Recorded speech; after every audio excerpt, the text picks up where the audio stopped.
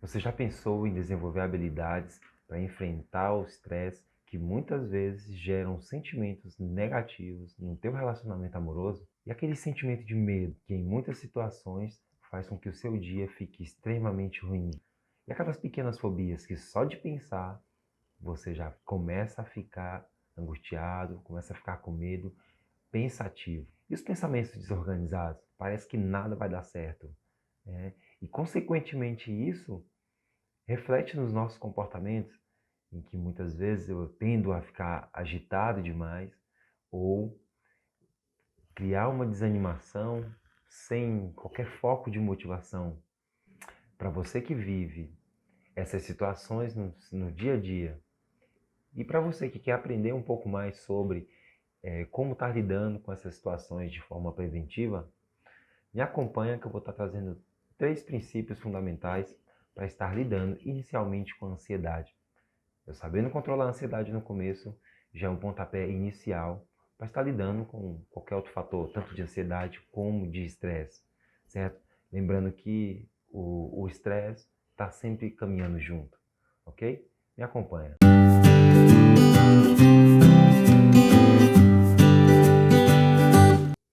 O primeiro princípio é a observação. E quando eu falo observação, não é observar a vida do vizinho não, tá? É observar a si mesmo, ok? E se você está observando a vida do vizinho, é até importante se observar e se perguntar o porquê que você está fazendo isso, o que, que tem de tão interessante na vida do vizinho que eu estou observando, certo? Então, a observação ela se faz importante, primeiro porque há um processo mais detalhado sobre aonde eu quero chegar, sobre aquilo que eu quero fazer. A observação ela é extremamente importante dentro do processo de aprendizagem para inúmeras coisas. Se você for parar para analisar, as pessoas que vão tirar a habilitação, elas passam a observar mais as pessoas que dirigem, mesmo elas já tendo alguma noção, certo? Mas elas passam a observar mais. E eu acho que você que já tirou a habilitação, quando você estava lá na autoescola, no processo da escolinha, você vai se recordar que você passava a observar as pessoas, o pé, onde estava pisando, que era na embreagem ou não, qual era o tempo de pisar no freio, quando estava chegando no quebra-mola. Então, todos esses detalhes a gente vai aprendendo para fazer com que eu encurte um pouco mais o meu caminho, o meu processo de aprendizagem, certo? Então, a observação é extremamente importante. Dentro das perguntas que eu trouxe, a primeira foi com relação aos sentimentos, né? Os sentimentos, o estresse que gera sentimentos negativos no teu relacionamento amoroso. Como é que a observação ela cabe dentro desse contexto? É claro que é algo muito mais amplo. De repente eu posso estar trazendo isso em outro momento, estar trazendo algo mais específico de como eu posso estar lidando com esses fatores de ansiedade, os fatores de estresse que fazem com que gera um desgaste no relacionamento. Agora, como é que a observação ela se faz eficiente? Veja, se você está vivendo um momento em que as pessoas costumam dizer que são as crises dos relacionamentos, né? O que é essas crises no relacionamento? É até interessante saber, como é algo muito mais amplo, depois a gente entra em outros detalhes. Mas, gente, por que existem as situações de estresse no relacionamento? Porque são duas pessoas. Uma pessoa sozinha, ela consegue brigar? Não consegue. Se brigar, ela já não vai estar muito bem, psicologicamente falando. Mas, teoricamente, a gente precisa de duas pessoas para estar numa constância de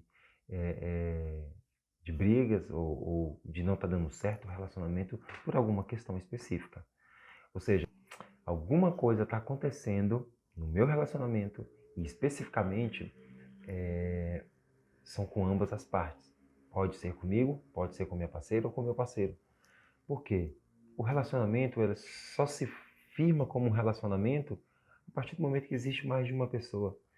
Então, se existe um certo problema nessa relação, é porque existe alguma questão que precisa ser observada. Muito disso se dá devido ao fato de eu não me permitir observar o que está acontecendo no meu relacionamento. Em dados momentos acontecem de a gente estar trazendo questões externas tipo trabalho, questões que aconteceram no meu dia a dia, para dentro do meu relacionamento.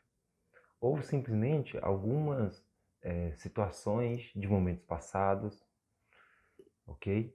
O que é situação de momento passado? Talvez foi um relacionamento, da forma como eu me relacionava com uma pessoa e de repente estou lidando com situações similares em que hoje eu acabo refletindo isso na minha relação atual.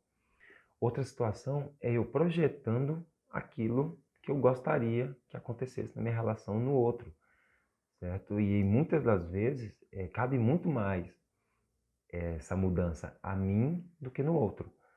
Agora, como eu sei que eu estou extrapolando na minha relação, nas minhas atitudes, no meu relacionamento ali, quando eu sei que ele está sendo excedido da forma como nós estamos nos dirigindo um ao outro, justamente a observação se faz necessário, porque você começa a observar comportamentos.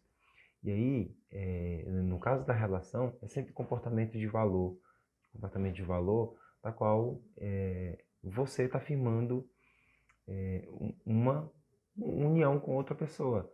Então, o que está acontecendo? Está dentro do esperado? O que é? Se realmente é uma questão mais do outro, a gente precisa sentar e conversar para saber se realmente isso tá sendo condizente com a nossa situação atual.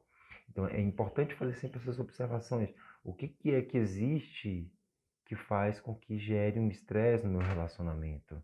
Qual é o fator de estresse? E aí eu tenho que olhar para essa situação. Lembra que eu falei lá atrás? Olhar sem julgamento. É um olhar sem julgamento sobre o que está acontecendo na vida do outro. Eu sei que para algumas pessoas isso é muito difícil porque não tem esse processo de instrução. Por que eu tendo a apontar o dedo para o outro e falar que o outro é culpado disso ou daquilo, de que o relacionamento não deu certo por conta do fulano, ou porque a gente vive brigando por conta de Beltrano. A questão não é essa, a questão não é a gente ficar apontando o dedo, a gente tem que pensar em que eu preciso resolver o que está acontecendo, porque senão eu vou entrar num estado de sofrimento e o outro também vai entrar num estado de sofrimento e nunca a gente consegue se ajustar. Então, utiliza a observação para você estar tendo acesso justamente aos fatores que faz com que o teu relacionamento ele começa a desandar, ele começa a gerar estresse. É dívida que está fazendo com que o teu relacionamento gere uma tensão no teu relacionamento. Então, vamos, senta com o parceiro, senta e vamos conversar o que a gente pode fazer para a gente estar tentando melhorar as nossas questões financeiras, o que a gente pode estar sacrificando enquanto tempo para a gente poder estar tendo uma renda extra, certo? E é algo sempre tudo muito conversado. E muito se fala e muitas pessoas já ouviram falar que o problema dos relacionamentos é justamente a comunicação. E a gente sabe disso, mas infelizmente muita gente sabe, mas também não consegue praticar. E não é só aquela comunicação direta, não é só eu que comunico. Eu também preciso dar ouvido para o outro falar para eu poder saber o que a gente precisa estar sentando e estar se reorganizando. Espero que você tenha entendido um pouco do foco. Dentro da relação a dois é algo muito complexo para estar externalizando muito sobre o assunto diante de todas as questões que eu propus, certo? Mas inicialmente é só um pontapé inicial para você estar percebendo o que pode estar acontecendo. Será que meu marido ele está passando por estresse no trabalho e de repente ele é uma pessoa muito mais fechada, mais calada, mais na dele e não quer deixar externalizar todo esse sentimento de fragilidade que ele está vivenciando no serviço? Aconteceu alguma coisa particular? O diálogo se faz tanto importante como a observação do casal, um para com o outro e tudo que está acontecendo no relacionamento. Então passe a observar mais aquilo que fragiliza, aquilo que mexe com a base de vocês. Aquilo que está mexendo com a base de vocês, se for um para com o outro, sentem e conversem entre si e acertem esses detalhes, para que não se deixa.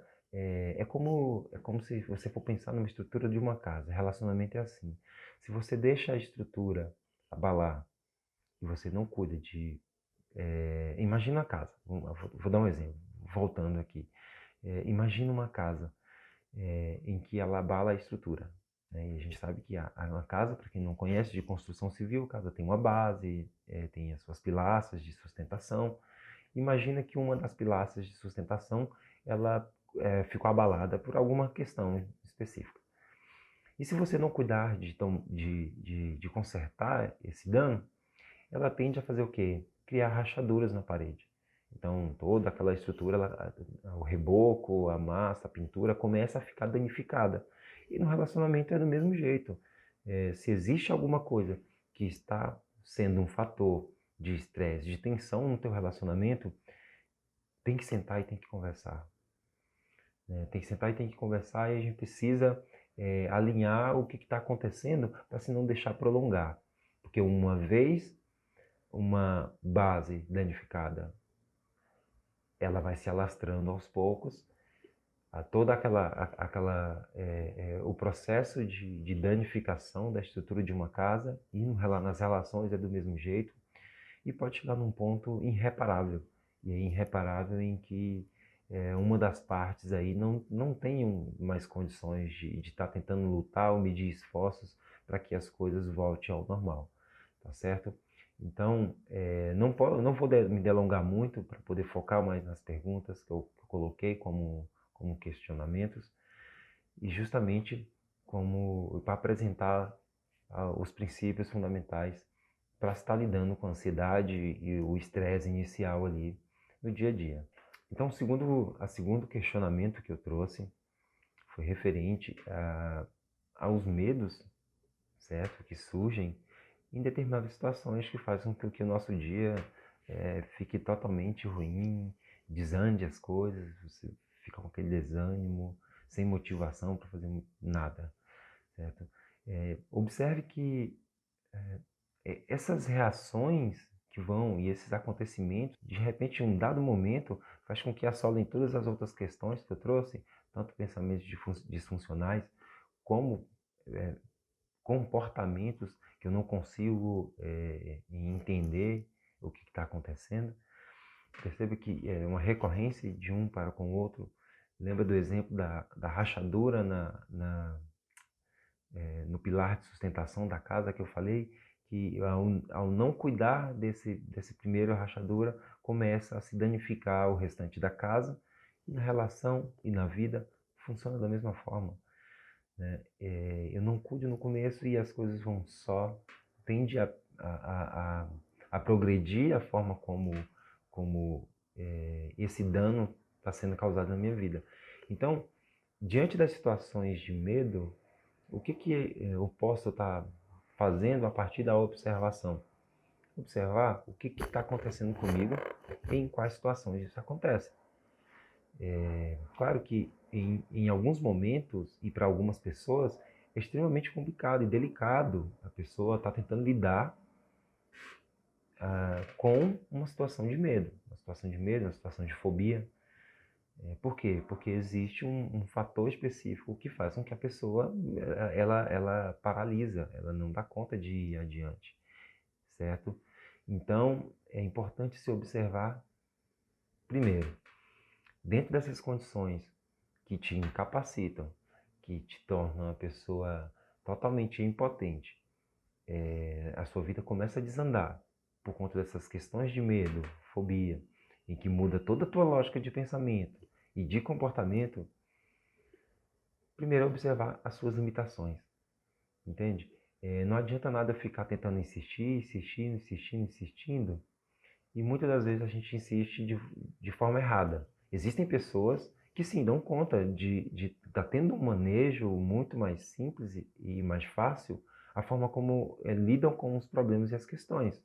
Mas tem pessoas que não têm. Tem pessoas que precisam de ajuda para poder a gente estar conseguindo conduzir e estar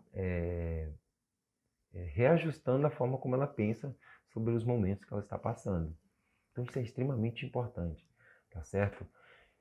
Então pense sempre de forma muito consciente e preventiva a respeito do que você está passando nessas situações de medo. Situações de medo? Por que eu estou sentindo medo em determinada situação e nessa determinada hora? Lembra que eu falei que a observação ela nos permite encontrar detalhes sobre um processo de aprendizagem, sobre aonde eu quero chegar, sobre o que eu quero alcançar, o que eu quero fazer. E é basicamente isso. A observação ela vai te proporcionar observar detalhes. E quando você olha para esses detalhes, você começa a se deparar com situações da qual você precisa mudar. Muitas delas podem exigir uma ajuda. Ok, se exigir ajuda, não hesite em pedir ajuda.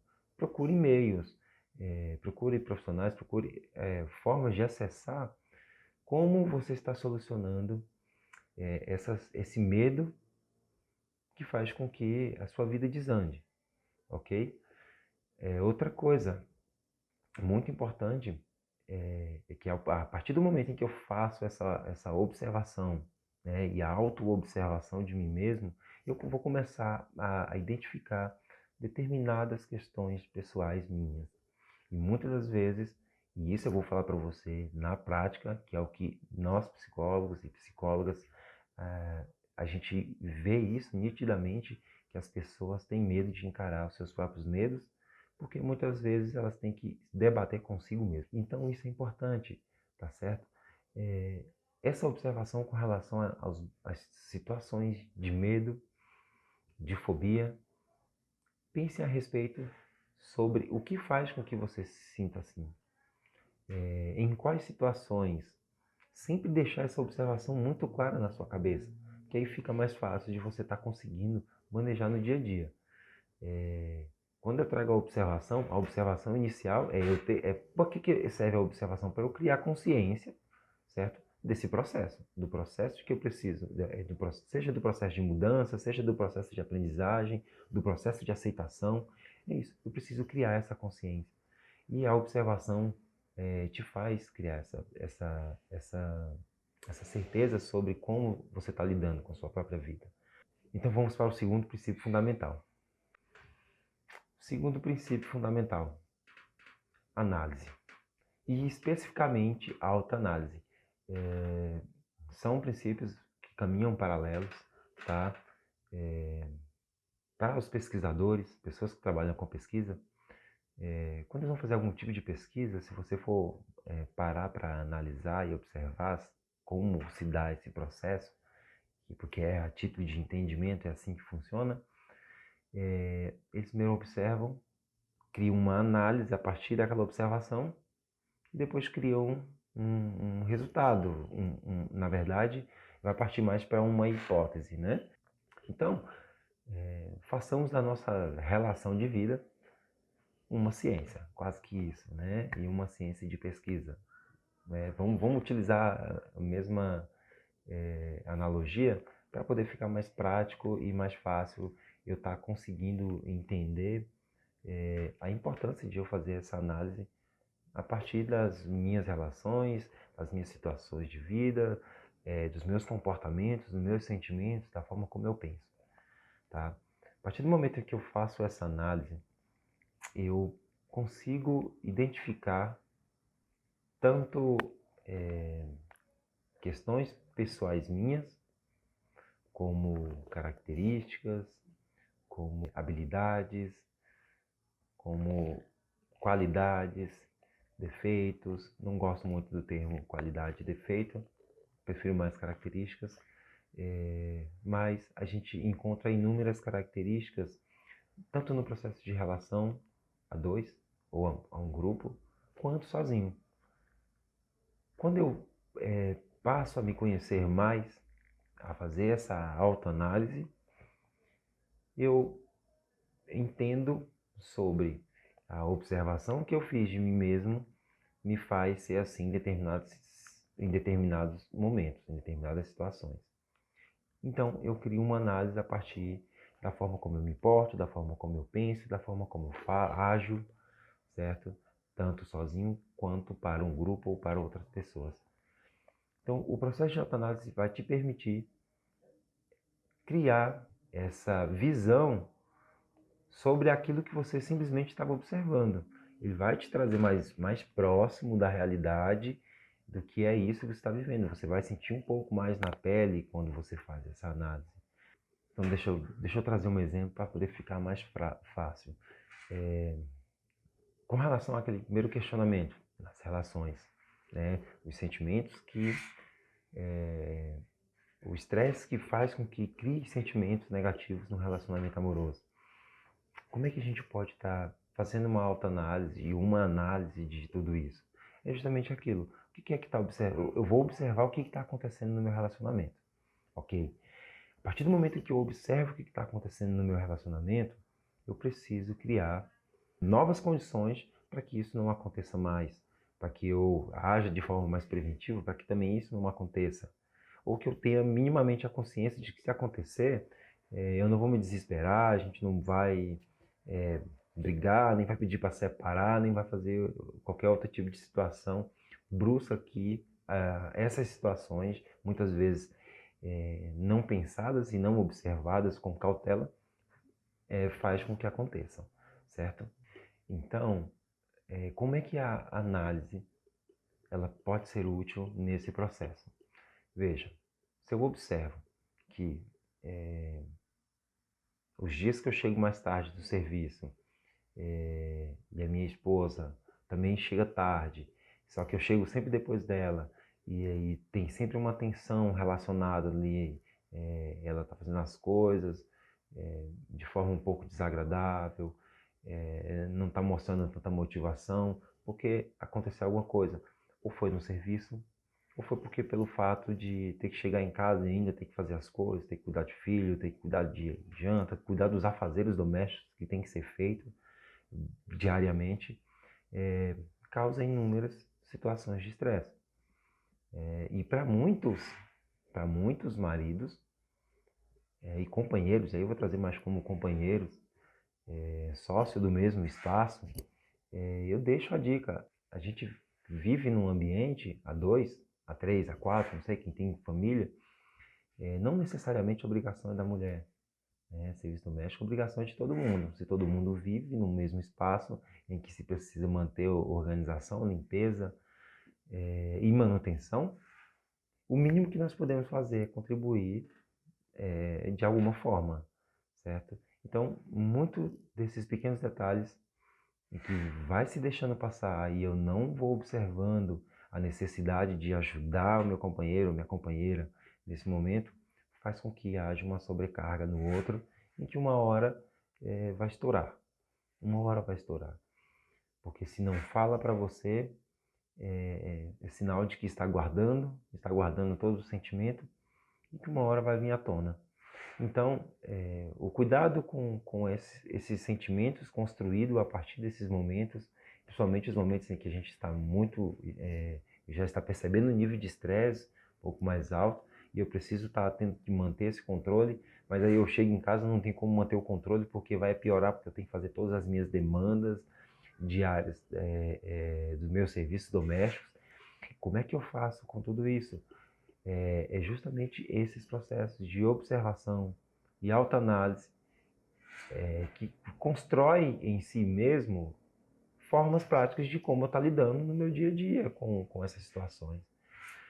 O que não cabe mais eu estar vendo a situação acontecendo, eu fingir que nada vejo, e aí depois que a bomba estoura, eu gritar para socorro, eu correr atrás, eu insistir porque pedindo uma nova chance, e aí depois que tudo já se foi, a gente não consegue mais conduzir e nem ter mais credibilidade para poder estar fazendo com que as coisas mudem.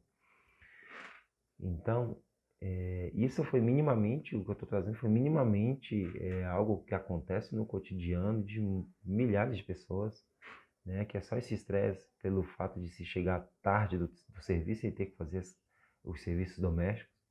Esse é um dos fatores que gera muito desgaste no relacionamento.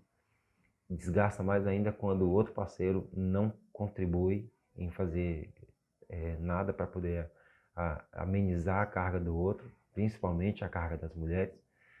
Então, é uma observação que tem que ser feita a partir disso. Eu vou fazer essa observação e a análise vai me proporcionar eu chegar a determinadas hipóteses do que possa estar acontecendo.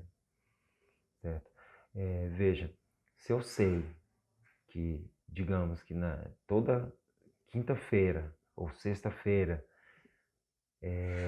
minha esposa ela tem alguns piques de estresse, o meu marido chega muito agitado do serviço por alguma questão específica, e aí chega em casa, a gente tem que fazer as nossas tarefas domésticas, e fazendo as tarefas domésticas pode de repente aumentar mais o índice de sentimento e emoção que esteja envolvido naquele momento. O que eu posso fazer? De repente adotar outra estratégia. E aí quando eu faço essa análise da situação, eu consigo criar possíveis soluções para os problemas, certo? E é o que está faltando na vida de muita gente. Se dar esse tempo para observar, fazer essa análise e criar soluções. Mas aí parte muito do terceiro princípio que eu vou trazer daqui a pouco, que muitas pessoas, por não saber como se envolver nesse princípio, ela desconsidera muita coisa e não faz por onde está melhorando, por onde está proporcionando soluções melhores para o relacionamento, tá certo? Então, a autoanálise é uma análise própria de si mesmo, visando sempre uma mudança progressiva com relação à forma como você está se portando em determinadas situações. Se você acha que precisa mudar no seu comportamento em casa, em ajudar o seu parceiro, a sua parceira, então o que eu posso já de antemão estar tendo que fazer para poder estar amenizando o impacto de estresse e de tensão na nossa relação, no meu vínculo familiar? O que eu posso estar fazendo?